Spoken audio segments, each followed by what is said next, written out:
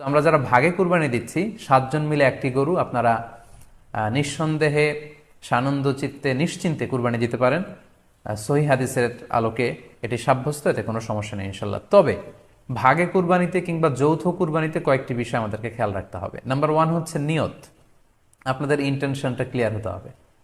প্রত্যেকেরই যাতে একই ইন্টেনশন থাকে, সবারই যাতে ইন্টেনশন থাকে যে শুধুমাত্র আল্লাহ তাআলা সন্তুষ্টির জন্য আমরা এই কুরবানি দিচ্ছি। এখানে কয়েকজনের যদি ইন্টেনশন থাকে যে আল্লাহ সন্তুষ্ট, অন্যজনের যদি নিয়তে ঝামেলা থাকে, তাহলে কিন্তু কুরবানিটা প্রশ্নবিদ্ধ হয়ে যাচ্ছে।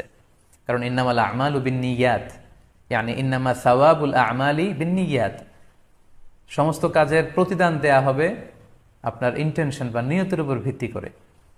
সো এজন্য যারা খুব বেশি মুখলেস, খুব বেশি মুত্তাকি, তারা অনেক সময় যৌথ কুরবানি দিতে চান না।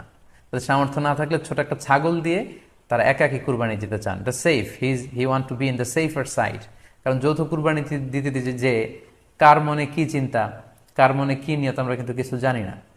সো যদি যৌথ কুরবানি দেন, কুরবানির আগে সবাইকে এটা কনসার্ন করে দেওয়া, রিমাইন্ডার দেওয়া যে ভাই আমাদের কুরবানিটা হবে শুধুমাত্র কেবলমাত্র আল্লাহ তাআলা সন্তুষ্টির জন্য, অন্য কোনো নিয়ত যেন না থাকে, তাহলে কিন্তু আমাদের কুরবানি বরবাদ হয়ে যাবে। এটা হচ্ছে প্রথম কনসার্ন। 2 নম্বর কনসার্ন হচ্ছে হালাল উপার্জন দিয়ে কুরবানি হতে হবে।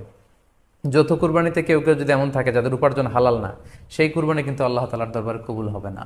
সো এটা খুব গুরুত্বপূর্ণ একটা বিষয়। আরেকটা হচ্ছে লৌকিকতা। লৌকিকতা যদি থাকে তাহলেও কুরবানি কবুল হবে না।